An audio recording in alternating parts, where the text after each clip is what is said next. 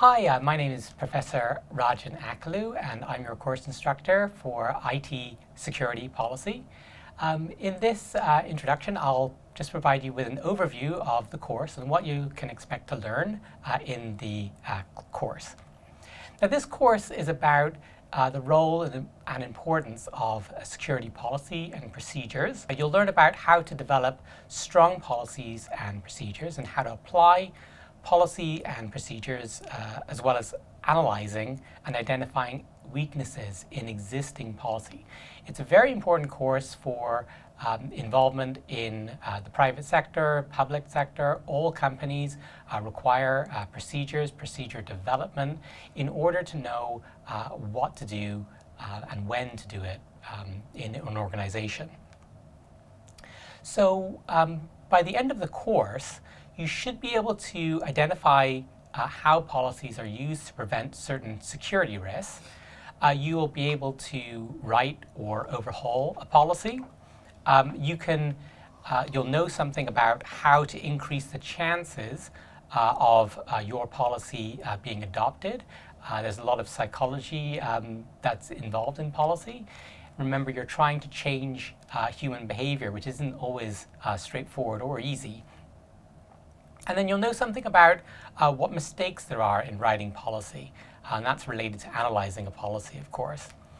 We'll be looking at the ISO, the International Standards Organization's framework, as our basis for understanding where to look, what to do, and identify gaps in policy. And then the framework itself has numerous specifics around a particular security domain. So these are categories of security aspects that will help an organization, and people have thought through many of these issues in a generic way, that will be then applied to specific circumstances within a company or organization. You'll also learn the role of policies and how important they are for the organization, for the overall security of an organization. So consider, for example, biometrics or any access control measure. Well, if you have a security measure like biometrics to ensure that the person that is using a resource or information asset is the correct person, that is to say, you've authenticated them, well, you'll have to have some assurance around that particular technology. You need to evaluate the technology and then have a specified way of implementing that. That's what policies seek to do. Another way of looking at the role of policies then are examining the assumptions that we have to show that something is secure. Right? We have a lot of biases actually around or preferences regarding certain security policies, and over time there are increased threats to an organization in terms of hacks, new weaknesses, vulnerabilities that we have to examine and develop new technology for. So these assumptions are part and parcel of any security posture, and so we need to know how these assumptions relate to our policies. You'll learn about how to write a policy. There are many different paths you might take, but there are a few effective ones. So you've got to be very strategic because there's many different problems you're going to have to be solving. You want to ensure that the policy has all of its elements. It has to be structured in a specific way so that all of the people know where to look to find the relevant information for the policy. Remember, it can be quite controversial if people don't follow the policy. You need to find a way of enforcing it. People's jobs can be on the line if they if they violate the policy in certain cases. So it can be very contentious, very difficult, and has to be written very precisely in order for it to be effective. You'll find out something around what content we'll go into what's referred to as a consolidated policy. There are different styles of policy. There's a singular policy format where you have one specific instance that you're dealing with. And so we'll be using the ISO framework as a guide, and then we'll separate it out the supporting material. Not everything goes into a policy. So you'll have supporting documentation, evidence, or if you wanted to find out more information, you wanted to go into more depth, you could do that. But remember, as a security professional, you're writing for people that may not have an IT background at all. And so you have to have some understanding of the policy audience that you're writing for, and in certain cases, how to change their behavior to meet the corporate standard and comply in cases of regulatory requirement. Now you will have to learn also about how to increase the chances that your audience will adopt the policy. So you have to know something about the way in which information is being used by the information user. So you've got to make sure what you're doing is appropriate. You could have a very, very robust security program in place, but it's so difficult and so cumbersome that the people, that the employees end up using workarounds, which entirely defeats the purpose of having the security safeguard in place. So you've got to be able to identify gaps, and these have to be addressed through awareness and training. It's not part of a person's everyday job, but if there's a breach, it is going to fall to you because you're ultimately going to be responsible for implementing the security that's going to be required. So what's very, very important is that you make sure that your policy addresses the reasons why the policy is being introduced. In order to motivate people to make changes, they have to understand why it is that the change is needed. And so your ability to articulate this is going to be critical. Now, over time, people write policies for different reasons. People make mistakes in their policies. They don't think of everything. Sometimes the policy is clear to you, but it's not clear to the person who's actually reading it. So it leads to, there are all sorts of factors that lead to an improper implementation of the policy. You're trying to get clarity and predictability in your policy so you have consistency within the organization. So the policy can be directed to the wrong audience, or it simply gets ignored. And very, very often, you have amazing policies that are written typeset and grammatically correct, but nobody follows them. And the reason that they're not followed is because they're not workable. They haven't done the background to know how what's currently being done. So policies go out of date over time, and they need to be updated continuously. So introducing a policy that the management is not willing to enforce properly is going to most likely be ignored, and that's something you need to appreciate. We'll be using the ISO framework, and this will outline what's the things that are normally needed. It provides a very useful guide for establishing an information security program.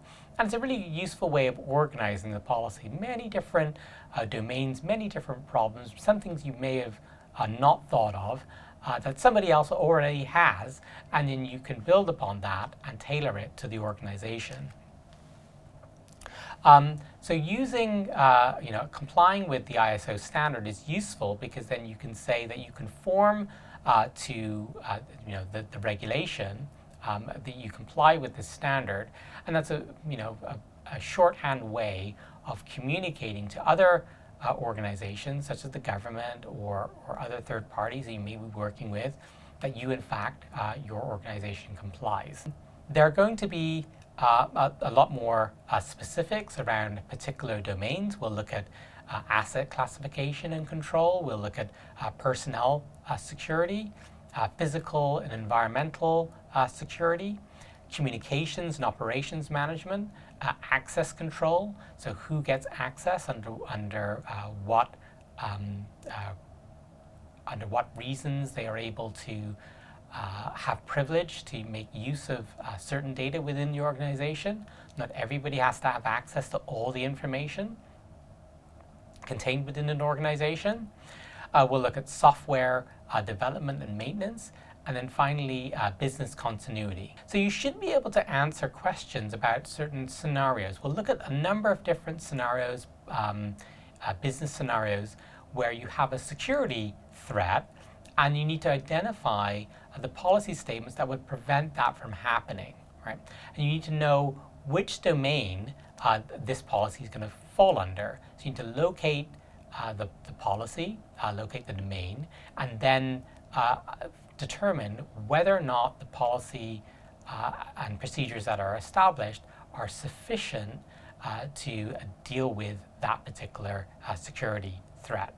And so, and in the alternative, you may look at scenarios that you haven't seen before, and you establish a policy to determine, what will be done in this particular scenario. So, for example, if there's a breach, who gets contacted? What is the communication plan in place? Similarly, if somebody wants to access their personal information, how do you determine that you're speaking to the right person? What information will you need from them? What information will be released to them? How do you ensure that other people's information is not disclosed, and only the person relevant that is requesting of information gets access to their information? So in the first lecture, we'll look at information security. We'll provide this overview. The second lecture, we'll look at a framework and the elements of security policy. We'll look at risk management in week 3, information classification and asset management in week 4, human resource security in week 5, physical and environmental security, and then we'll have a midterm. We'll also be looking at communications and operations management, access control, systems acquisition, development and maintenance, business continuity, and then information security incident management. So understanding what it is to have a successful policy, a successful policy will be endorsed. It'll be have the support of management. It'll be relevant to the organization. It's going to be realistic, so you can understand why that policy exists. It has to be attainable. There has to be, it has to be aligned with the reality of people's actual work function.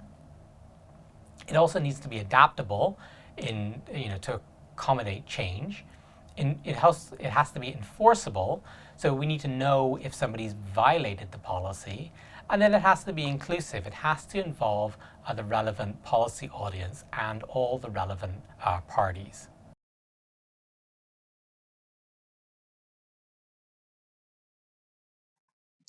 Hello and welcome to IT Security Policies and Procedures. My name is Rajan Akalu. I'm the course instructor for this course. I'll tell you a little bit about myself before going on to the course material in this program.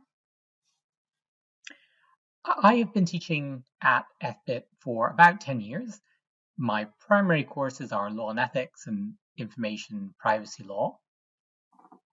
I research primarily on privacy law and technology, and I teach business ethics.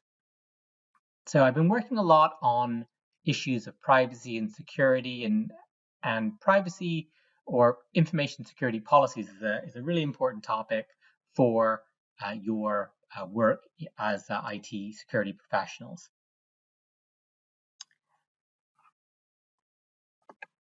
Just so you know how you will contact me, you can be sure when you come to class, ask lots of questions. The videos are an attempt to help you stimulate your thinking be sure to view them before coming to class and be prepared to ask questions about materials that you've learned, as well as your own experience, of course. If you need to message me, just email me. I'm pretty responsive to email.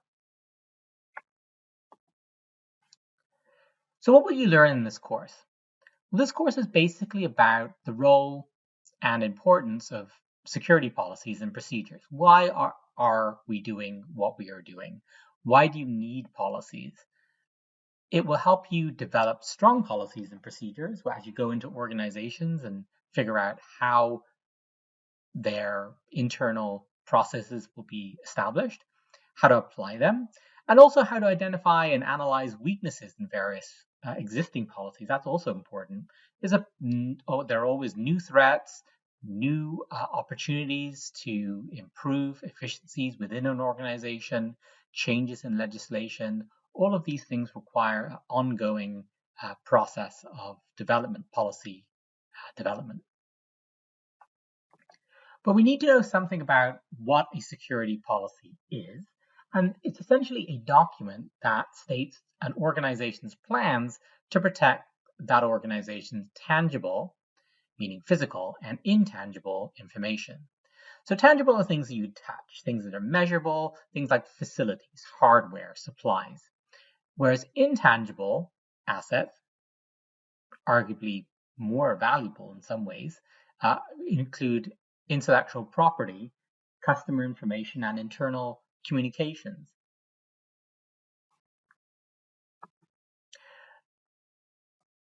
So typically, the security that people learn about is related to systems.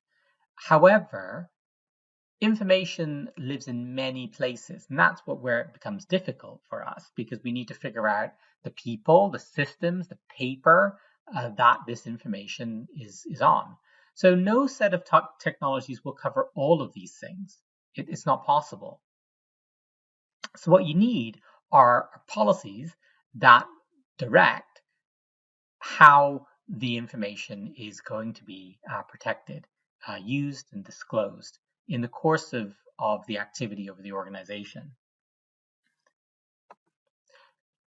But an important question you should ask is, why do you care? Why do you care about security policies? So what happens? Think about what happens when companies operate without security policies in place. Well, if you can imagine there is a breach or there's a hack, you need to figure out what to do. Without a policy in place, you're left scrambling, trying to figure out where everything is. And not only that, there are mandatory requirements placed on companies by government regulators that require them to have policies in place. You need to be able to have policies in order to vet other organizations, to work with other organizations. Third-party suppliers will be required to demonstrate they've got security policies in place to ensure that the data that's going to be transferred to them will be protected. So imagine the following scenario. Your company has determined it needs to control physical access to the office building. So you've got swipe ID cards, and they've been issued to every employee. And swipe card readers have been installed at every entrance. So many companies have this. No windows can be open. A policy has to be written and communicated that employees must never lend their ID cards to another person under any circumstance. So here, what you're going to be doing, this is an example of a policy that needs to be aligned with the corporate objective, which is securing access, with the technology, which here are swipe ID cards. So we need to know how they're going to be used. We need to understand who can use them, and we need to stipulate how they are not to be used, that is to say, not to be shared. And this becomes important when you think about if you want to discipline employees, you want to enforce the policy. If people do not comply with the policy, you need to be able to document that. And that's why you need to be able to explain the policy to somebody who may not have an interest or have an IT background. This is why a course like this is very, very important. Let's look at a security breach then. The policies can be tricky. They can either make or break the overall security. You can have all the best technology. Without a security policy, directing the employees on how to make use of that technology, the company will remain vulnerable. Right? So social engineers are a real threat. So people that pose as access the company information through social engineering attacks. They pose as friends or colleagues or some sort of phishing attack. You've got to figure out how would you use company staff to gain unauthorized access? Well, you might do that through befriending them, through trying to request information about the company in a way of communicating with them to gain access to the company and access to its confidential information. So you want to be able to update your policy. So you may, in the case of a swipe ID card, somebody that's a social engineer can convince a guard to give up his ID card under the guise he was replacing it for the organization. So the policy in this case is deficient because it says not to lend a card to anyone. But if you're trying to replace it, if you're saying you're trying to replace it, it's not that scenario is not covered. So you've got to be able to anticipate some of these scenarios and update them as new information or new threats come about. So this relates to how the policy needs to be drafted and thought through in order to be followed.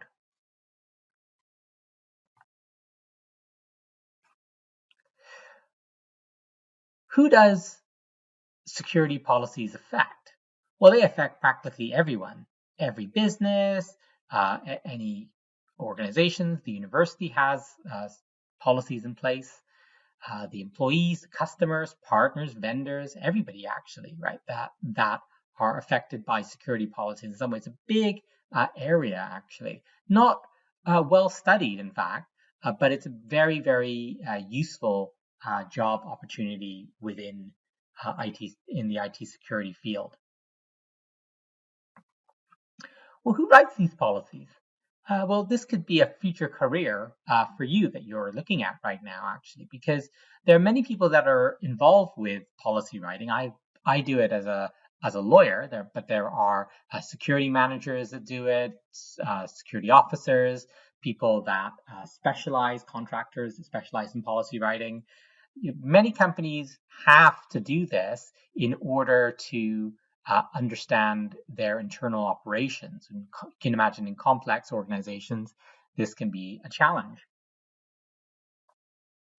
So you've got to figure out who the key people are or whose role or job might be affected by the policy. This is very important because a policy is only a piece of paper. What matters is how people use it and whether or not they understand what their roles and responsibilities are in relation to it.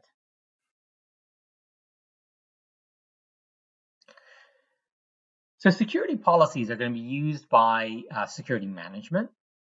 They use that to either gain access for funding their security projects. So you need to understand that sort of political side within the company, but also employees. And employees need to be able to address issues of, be participants in security protection of the company. So because they're not IT security professionals, they're going to need guidance on how to handle some of these scenarios, which you will be primed for because you are in the field. So understanding, as we'll see, the policy audience is critical in the drafting and deployment of IT security policies. Just in terms of the course topic, so today we're just doing an overview. Next week's class is important because we'll establish the IT security framework and the elements of a policy. In Lecture 3, we'll discuss risk management. Lecture 4, there is a information classification and asset management. Then we'll move on to human resource security, physical environmental security. We'll have a midterm test. We'll discuss communications and operations management, access control, systems acquisition and development and maintenance, business continuity, and then we'll end with information security incident management. The textbook for this course is Security Policies and Procedures. I provided an online version for you in Canvas.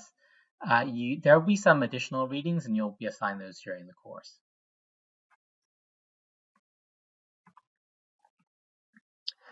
So in terms of what we'll discuss today, we're going to be providing some definitions of policies and other relevant terms, and then the characteristics of successful policies. We'll look at the information security policy lifecycle, so you get an idea of how a policy is initiated and ultimately decommissioned. So what is a policy? Well, a policy defines the rules, expectations, and patterns of behavior. It's used to define a course of action. How do we know what to do? Well, we look to the policy to find out what to do. Understand that policies are all of these things. They're laws. Laws are policies essentially because they provide the legislative means to govern people. But that's not what we are interested in specifically. Documents describing a corporate policy is how the corporation communicates its attitudes and values. Holy books even contain rules for living as a member of a social structure. And so these are all in some ways inform policies, but we need to sort of localize our discussion around security, and particularly IT security in this course. So policies are prudent. They give you a sense of how you're supposed to manage your affairs. Procedures are based on a particular material interest. So, for example, you need to lock the door before leaving the building. It can be a definite course or method of action, selecting among alternatives in the light of given conditions to guide and determine present and future decisions. So, for example, you might say, all passwords must be changed every 3 months. New passwords will only be accepted if they pass the strength test and were not used in the last 2 years. That's a course of action you're going to use in your policy to help with password updates.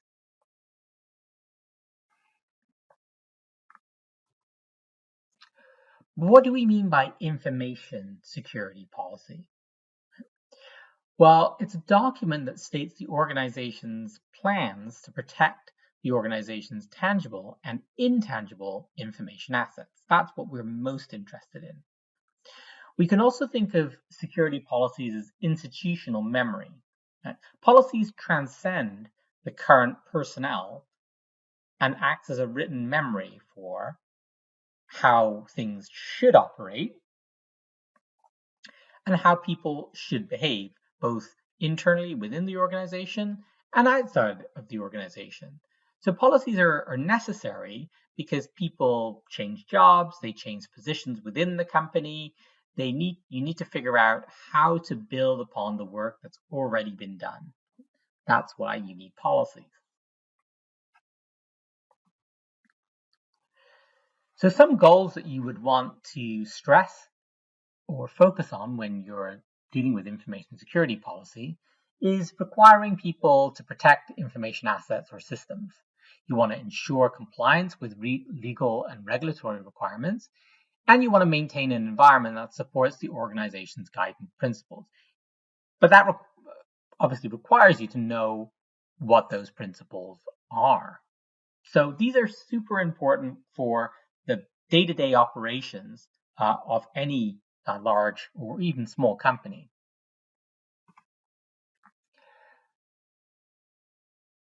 What are you protecting? Well, you need to understand what an information asset is.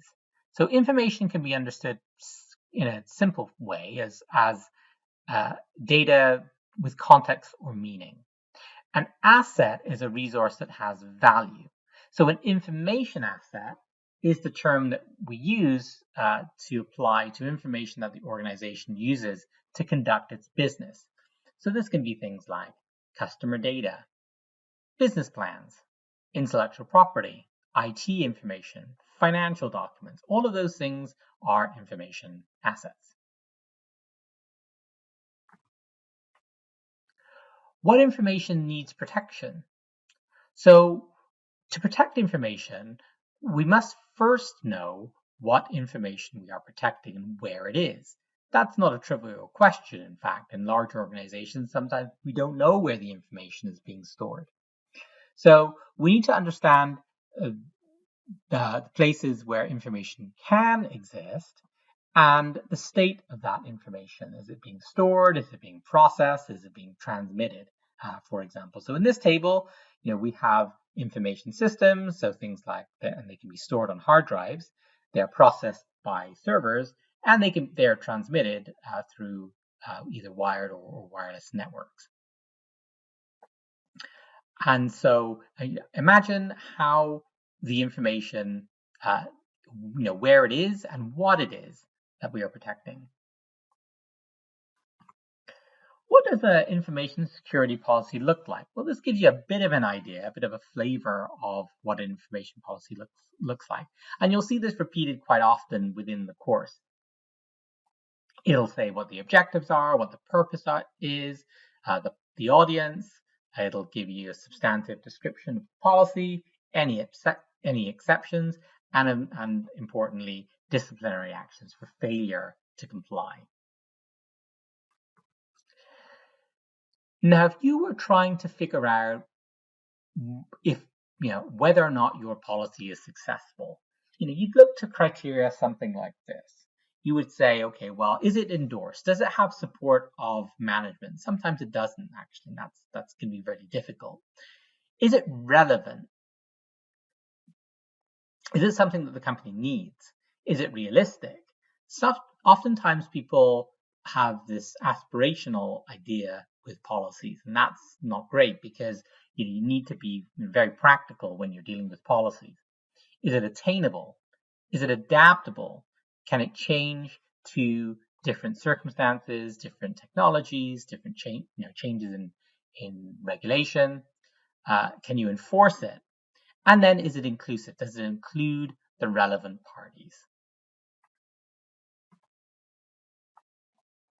So in terms of the information policy life cycle, what you will be doing is developing the policy. Sometimes you go into a company's already developed, and then you have to publish the policy. You've got to make it available to the internal employees and sometimes external suppliers. You've got to adopt it. You've got to be able to implement it, monitor it, enforce it, as well as review it over time in response to whether or not it's working or not. Is it able to handle, is it robust?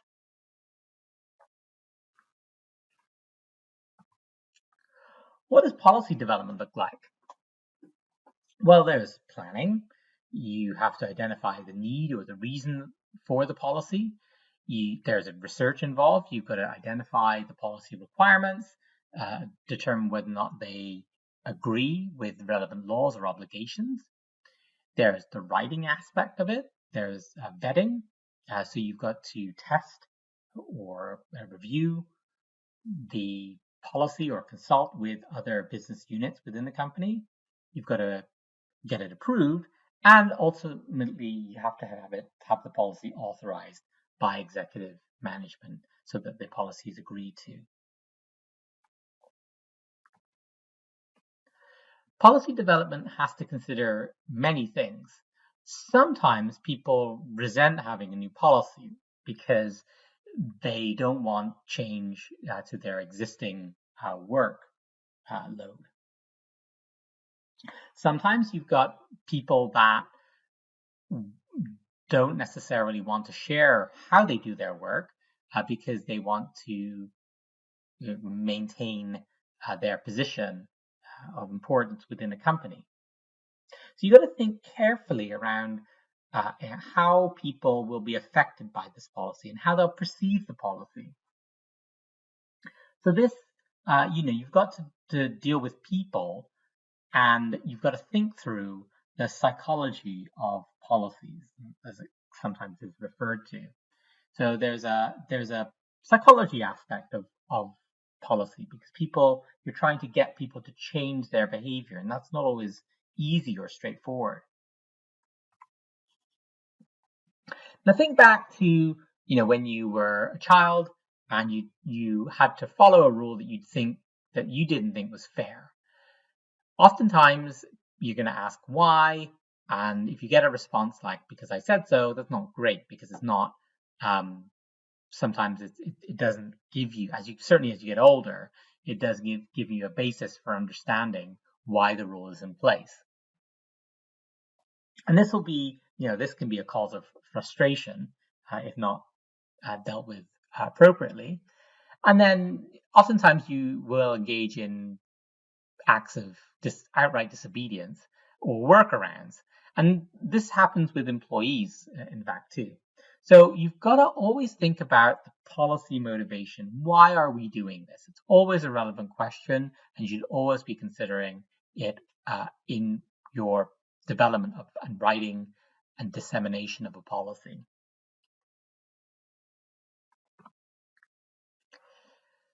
So when you're developing a policy, there is a common mistake that occurs where you develop it in isolation. And this is not great, because you've got to involve key people. You certainly have to involve managers or anybody that would be affected by the policy. So interviewing those people is a really good idea. Sometimes people want to develop these things in isolation, and then they create the policies, but nobody applies them or uses them because they were never consulted in the first place. And there's going to be a disconnect between what you imagine the policy, or how you imagine the policy to work, and how it will work in practice. So you want to determine who the significant people are within an organization. Typically, they're going to be the managers, the directors, the CEOs, for example. And those people are normally going to be the people that will authorize those policies. You also have to have an understanding of what is possible. It can be quite frustrating if you have this great idea about how to draft a policy, but you do not know the limitations of either the employees or the budget constraints within the company, right? So you've got to think about, you've got to understand people's job function and their functioning in relation to the organization. Usually in an organization, there are a few really key people, and if they were lost, the company would be in trouble. So you have to ask good questions about the behavior of people that are currently working in the area for which you have a policy for, right? And determine whether or not a new policy is either realistic or whether or not there are gaps and that will require changes to the current practices. How do you deal with these gaps? Well, you've got to take some time to think about the ways in which people are not complying with the policies or could do better. Right? This will involve sometimes training, sometimes awareness programs. You want to identify a specific problem and then close that gap in the policy and then adopt and implement that policy within the organization. So let's say, for example, people are writing down their password. Right? You would ask, okay, well, if you figure out people are writing down their password, then you've got a gap, clearly. You're going to want to change their behavior, and then you want to make sure that they are aware of the dangers of writing down passwords, and if there are alternate ways to help them remember passwords, maybe you want to help them with that. It's not always easy because remember, IT security policy will not likely be their main job function. And so you need to think carefully about the person that you are speaking to, your policy audience, when you are trying to affect change. There is an approval phase, which is very important. The leaders of the organization have to be on board. And if they're not, then it sort of sets the tone for the rest of the employees. Right? So you want to make sure that everybody is involved in following the rules. And if the leadership of an organization follow the rules and think it's important, the employees will also think it's important as well. You've got to publish your policy. You've got to be able to communicate it. You've got to make sure that the message is communicated well within the organization. You've got to make that disseminate it to make it available to the intended audience. And then you've got to educate employees on an ongoing basis to make sure that the policy is still relevant and then they are motivated by the various security issues that are in place.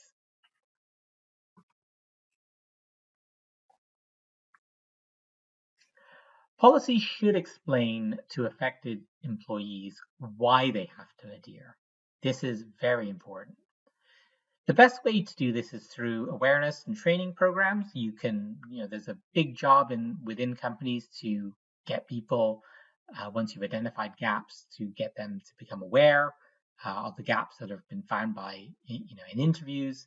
That's a very key step.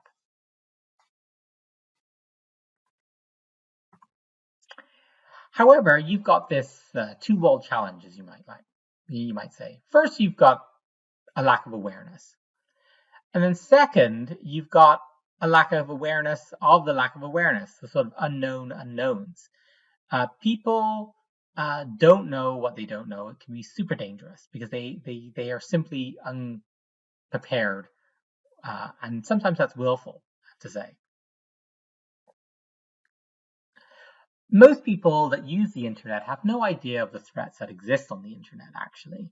And so it's something that you need to be able to explain to somebody in non-technical language often. And that can sometimes be a challenge. So you can demonstrate threats in awareness sessions. You can do demos, for example. You can do, figuring out, showing how passwords are cracked, for example. Then, after there's an awareness of this type of threat, then the policy can be introduced. Then over time, because human beings often forget things, you've got to figure out what are the effective methods to get people to remember. Can you put something on the corporate intranet? Sometimes you can, you put something in the person's paycheck or envelope if they're using paychecks. Screensavers may be something that maybe trigger somebody's may reinforce an individual's responsiveness to security. Then you've got the policy adoption. So you've got to implement the policy. You've got to make sure everybody understands the intent. understands how to apply it. You've got to monitor that policy. You've got to make sure that it's in compliance. That may involve certain metrics, logging, instances of non-conformity, surveys, interviews, incident reports, as we'll discuss towards the end of the course. And then you want to make sure that the policies are enforced. Are they performed consistently and uniformly within the organization? So oftentimes a big part of business is actually predictability, and people tend not to focus on that, but it's a very, very important part of running any business actually. How do you enforce a policy? Well, it depends on what information the policy protects. Some policies are going to be behavioral in nature, and some policies are going to be technology-based. Behavioral policies must be enforced. Otherwise, they're just suggestions. Right? You've got to get leaders to get beyond the unpleasantness of punishing people. Right?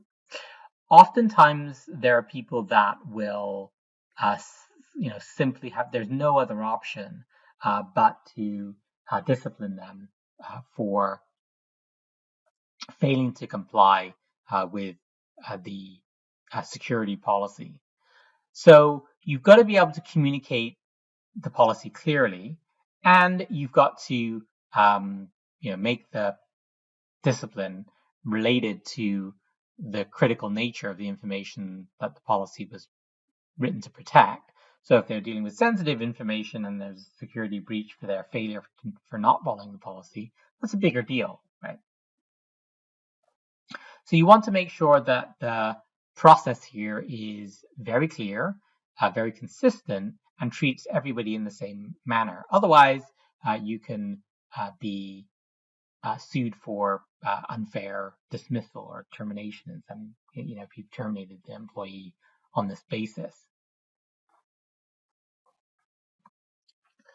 Technology policies are sometimes, software can be used to set and enforce the policy. So, for example, password standards will prevent you from putting in weak passwords or repeating passwords. For example, that's a technology enforcement. Preferred in many organizations because you don't have to. There's no sort of human element in there once it is set up.